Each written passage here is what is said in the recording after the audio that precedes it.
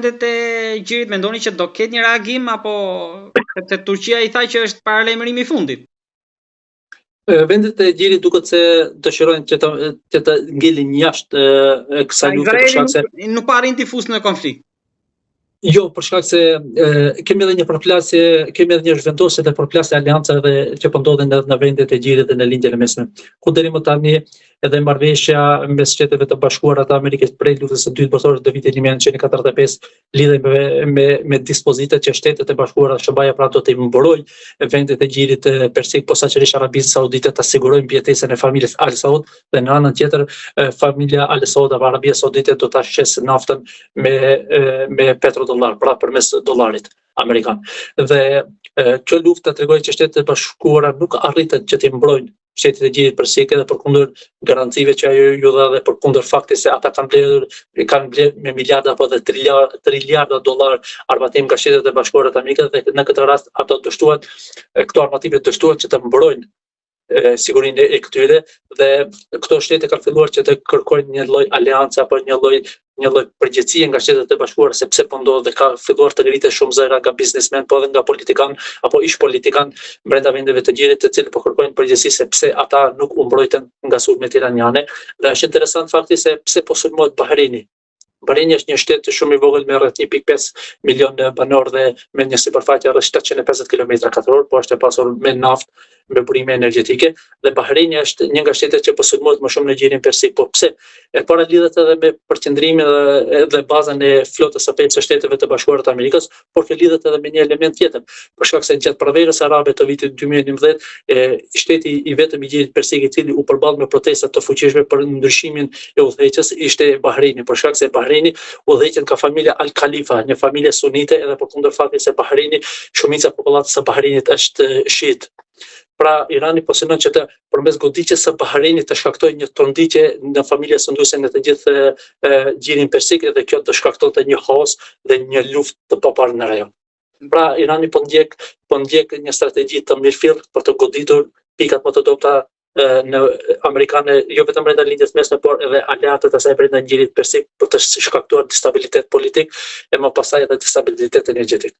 Sipas analizave ndërkombëtare në luftën 12 ditore edhe Izraeli pat një tërheqje se i mbaruan raketat. Po tani si po e shikoni avancimin?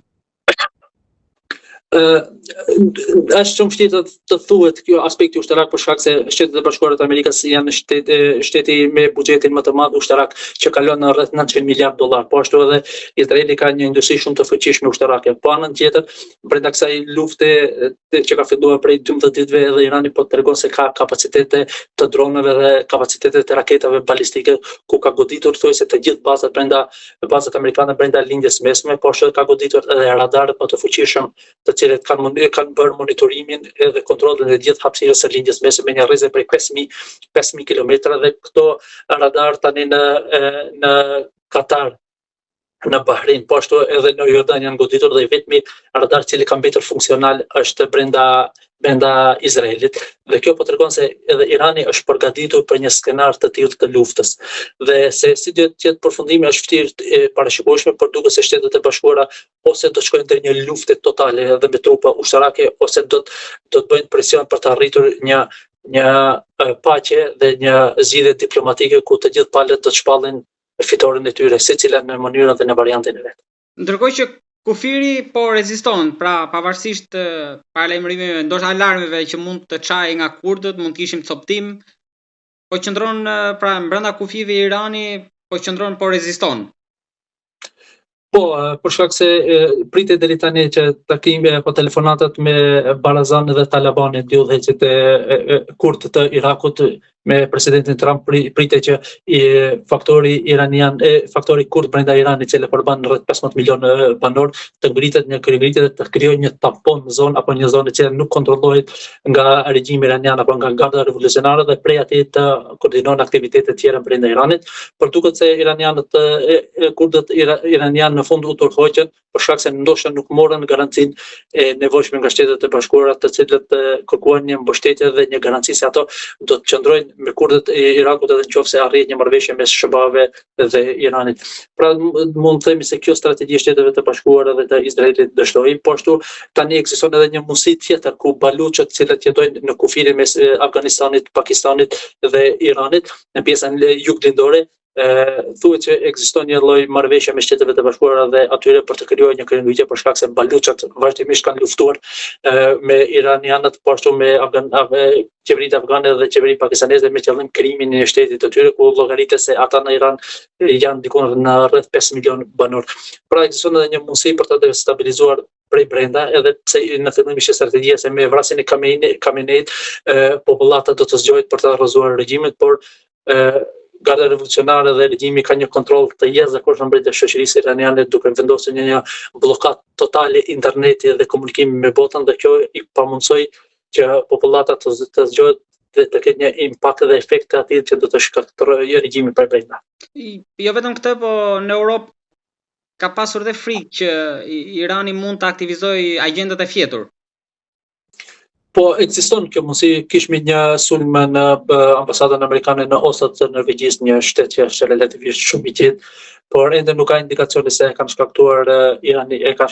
celulat iraniane apo kush, po duke pas parasysh zhvillime gjeopolitike në botë të bën të mendoj se iranianët qëndrojnë pas kësaj, por mendoj se sulmi më i fuqishëm që është duke ju bërë Evropës, Bashkimit Evropian, Shteteve të Bashkimit Evropian, por edhe Evropës në përgjithësi si kontinent, Shteteve të Evropës, është përmes mungesës së naftës dhe të gazit dhe përmes rritjes së çmimit të tyre, ku si shembull mund të marrëmi shtetin fëmijë të Shqipërisë, Italia, e cila në vitin 2025 30% të totalit të gazit të saj e ka marrë nga Katari dhe tani ky gaz mungon. Gazin natyror i lëngshëm mungon nga Katari. Dhe kjo është sulmi më i ashpër që është duke ju bërë Evropës në mënyrë indirekte nga Irani përmes mbylljes së bujqësisë së Hormuzit dhe sulmi ndaj rafinerive të naftës dhe të gazit brenda linjës mesme. Jo vetëm këtë, po ne kishim Tiranë një sulm në infrastrukturën e IT-s, pra rrjetin të kuvendit të Shqipërisë përmes hakerave, Homeland Justice, që më parë, para një viti, sipas qeverisë, pas tyre qëndron në Irani, kishin dhe një mesazh lidhur me strehimin e antarëve të Mekut. Pra mund quhet edhe si goditje e parë që e dytë pas asaj ekonomike, se edhe në Tiranë janë rritur çmimet e karburanteve, por edhe kjo në infrastrukturë mjaft kritike, pra të kuvendit, por edhe nëpërmjet pra sulm kibernetik. Ndoshta ne një pjesë trembeshin nga raketat, por erdhi një sulm kibernetik. Po Irani nuk ka kryer vetëm sulme kibernetik.